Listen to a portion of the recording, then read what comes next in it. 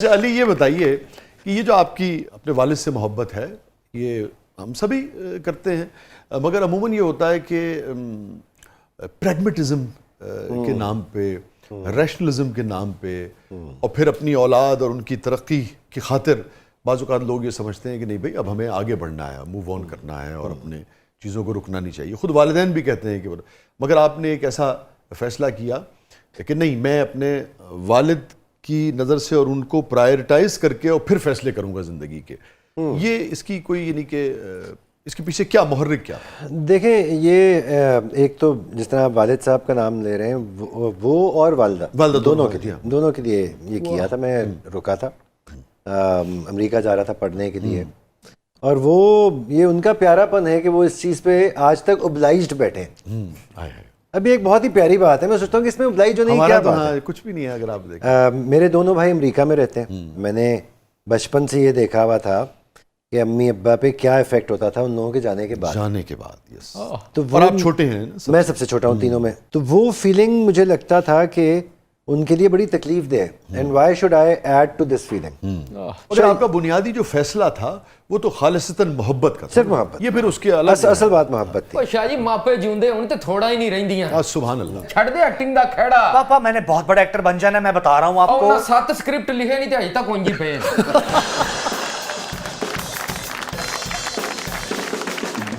کی لگنا تینوں ایکٹنگ کیوں؟ اچھا علی یہ بتائیے، یہ جو آپ پہ طنز بھی کر رہے ہیں، جگل بھی مار رہے ہیں، یہ سکرپٹس کیوں ادھورے رہ جاتے ہیں آپ کے؟ رائٹنگ بڑی پرسسٹنس کا کام ہے، بڑی پرسسٹنس کا کام ہے. بیٹھنا پڑتا ہے ذرا زیادہ تھوڑا. ہاں بڑی مشکل سے. ٹیمپرامنٹ چاہیے نا اس کے. ہاں ایک ذہن کا فلو چاہیے. میں کیونکہ میں بائی نیچر ایکٹر ہوں، میں یا ڈائریکٹر، دونوں چیزیں میں کمفرٹیبلی کرتا ہوں، شوق سے کرتا ہوں. آپ نے بہت سارے پلیز ڈائریکٹ کیے. رائٹنگ میں مجھے لگا کہ یہ ایک بہت پرسسٹنس کا کام ہے، اور مجھ میں وہ پرسسٹنس نہیں پیدا ہوئی پورا اسکرپٹ لکھنے کی. ٹک کے بیٹھنا مشکل لگتا ہے. ہاں میرا خیال. ایکٹنگ چھڑ دے پتر، ککھ نہیں پیا ایکٹنگ چ. ڈیجیٹل دور ہو گیا جی. ادھر وے ذرا انسٹا والے لوگ بھی سامنے بیٹھے ہوندے نے. اچھا زینب، آپ سے یہیں سے شروع کرتے ہیں. وہ آپ یعنی کہ آئی اور بہت اچھا آپ کا کریئر چل رہا تھا، پھر یہ خبر آئی، چونکہ آپ سے ڈائریکٹ تو کہیں سننے کا اتفاق نہیں ہوا، یہ خبر یہ آئی کہ آپ کسی وجہ سے آپ نے یعنی کہ بریک لے لی ہے، یا شوبز آپ نے بریک لے لی یا شوبز چھوڑ دیا؟ میں نے پڑھا، I made this very clear کہ میں کچھ اپنی پرسنل ریزنس کی وجہ سے بریک لے رہی ہوں. اس کو اس طرح سے انٹرپریٹ کیا گیا کہ میں اسلام کی وجہ سے کام چھوڑ رہی ہوں. تو مجھے اس کو اتنا، میں نے کہا اب اس کو میں اگر کلیئر کرنے بیٹھ جاؤں گی تو مجھے ٹائم ہی تو چاہیے میرے لیے. تو وہ میرا ٹائم اس چیز میں نکل جائے گا کہ میں شوز میں جاؤں اور کیا بات کروں جا کے. کیونکہ اسلامک اسٹڈیز تو میں 4 سال سے کر رہی ہوں، بٹ اس میں ایک ایسا میں قرآن کی تفسیر 4-5 سال سے پڑھ رہی تھی. اس میں ایک ایسا پوائنٹ آیا کہ پھر فیملی، کام اور اس کے ساتھ ساتھ یہ اسٹڈیز، وہ بہت ہر چیز کانفلکٹ ہو رہا تھا. تو مجھے جس چیز کی سب سے زیادہ ارج تھی وہ یہ تھا کہ میں سمجھ لوں کہ یہ ہو کیا رہا ہے اور ہم سے ہمارا دین چاہتا کیا ہے. تو وہ یہ نہیں تھا کہ میں اپنا ایک گیٹ اپ چینج کر کے دنیا کو دکھاؤں اینڈ آل. اور اس میں الحمدللہ ابھی تک آئی ایم اسٹوڈنٹ آف قرآن. جب یہ اس قسم کی خبریں اور یہ سارے معاملات ہوئے تو کافی ڈسٹرب ہوئی آپ؟ مجھے کافی کالس بھی آئی تھی، بٹ میں نے سب کو بہت پولائٹلی یہ کہا کہ I am not ready to talk about it. میں ابھی تیار ہی نہیں ہوں، میں کیا بات کروں. وہ تو میں نہیں کر سکتی کہ میں نقاب کر کے آگے بیٹھ جاؤں. وہ تو اس راستے پہ تو میں نہیں چلی ہوں. چلا دے اللہ جو چل رہے ہیں.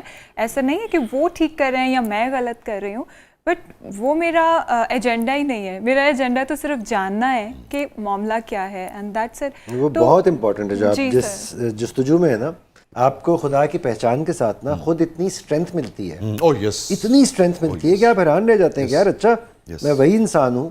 مجھے جب وہ کنیکشن فیل ہو رہا ہے تو میری باڈی لینگویج ہی اور ہے، کانفیڈنس لیول ہی اور ہے، اور بہت پازیٹیوٹی شدید. سب سے بڑی چیز جو خیر کی بات کرتے ہیں، لوگوں کے لیے آسانیاں تقسیم کرو، خیر کرو. خدا کو جاننے کے بعد سب سے بڑی چیز جو آپ کے اندر آتی ہے نا، وہ انسان کو خدا جو ہم نے بنا لیا نا، اپنے باسز کو، اپنے کام کو. وہ ایک سجدہ جسے تو گناہ سمجھتا ہے، 1000 سجدے سے دیتا ہے آدمی کو نجات. بس وہ چیز ختم ہو جاتی ہے کہ آپ انسان سے عزت کرو، آپ انسان کی، بٹ انسان سے ڈرنے کی ضرورت نہیں. مجھے بہت اچھی لگی آپ کی بات، یہ جو آپ نے اس کے ساتھ جملہ کہا نا کہ آپ یعنی کہ انسان کی تعظیم میں کوئی کمی نہیں کریں, آپ احترام کریں گے, کام کرنا ہے آپ نے ایک دوسرے کے ساتھ, آپ نے کسی کو خدا نہیں ماننا. ہاں, مگر اس کا یہ مطلب نہیں کہ بھی وہ کچھ دے سکتا ہے, وہ نفع نقصان نہیں دے سکتا, الٹیمیٹ نفع نقصان. بالکل بالکل, کیونکہ اصل گیم ہی یہ ہے کہ ہم لوگ اس نفع کے لیے کام کر رہے ہیں. ایز ہیومن بینگز ہماری رسپانسبلٹی ہے کہ ہم دیکھیں, ایک تو دیکھیں اس دنیا کی ڈیوریشن ہماری 60 70 80 90 100 سال ہے, لیکن وہ ایک اٹرنل لائف ہے. تو وہ اس چیز کو حاصل کرنے کے لیے بڑا چھوٹا سا ٹیسٹ دیا گیا ہے ایکچولی, اگر دیکھیں بالکل ایسے ہی, یہ اس کی مہربانی ہے. بالکل ایسے. اگر میں 26,000 سال کی عمریں دے دیتا ہم تو مر جاتے بچتے بچتے گناہوں سے.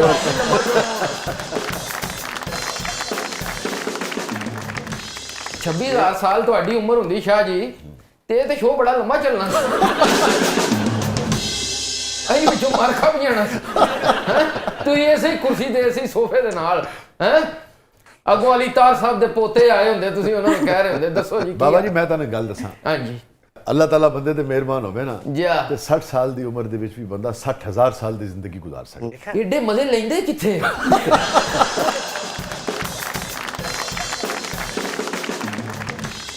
ناظرین اسٹے ود اس, کہیں نہیں جائیے گا. ہمارے ساتھ موجود ہیں زینب جمیل, ہمارے ساتھ موجود ہیں ون اینڈ اونلی علی طاہر. آپ دیکھ رہے ہیں زبردست. ویلکم بیک ناظرین, زبردست میں ایک بار پھر خوش آمدید. ہمارے ساتھ موجود ہیں علی طاہر, ہمارے ساتھ موجود ہیں زینب جمیل, اور بھئی ہمارا سیگمنٹ ہے, اس کا نام ہے زبردست پبلک سب جانتی ہے.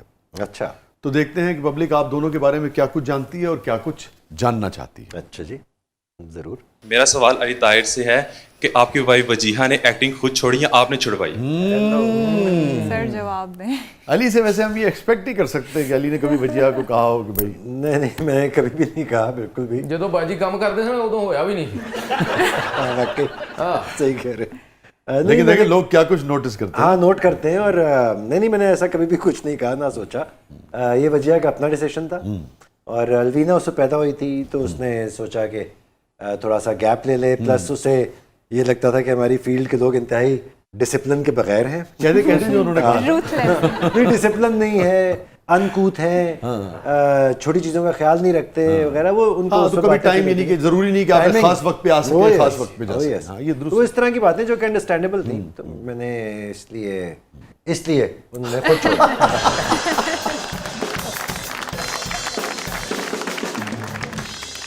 جی آگے بڑھتے. علی طاہر, میرا آپ سے ایک کوسچن ہے. آپ کی اور وجیحہ کی جب لڑائی ہوتی ہے تو وہ ایک ایپیسوڈ میں ختم ہو جاتی ہے کہ 100 قسطوں تک چلتی رہتی ہے؟ جی رہو بھائی, جی رہو. 100 قسطوں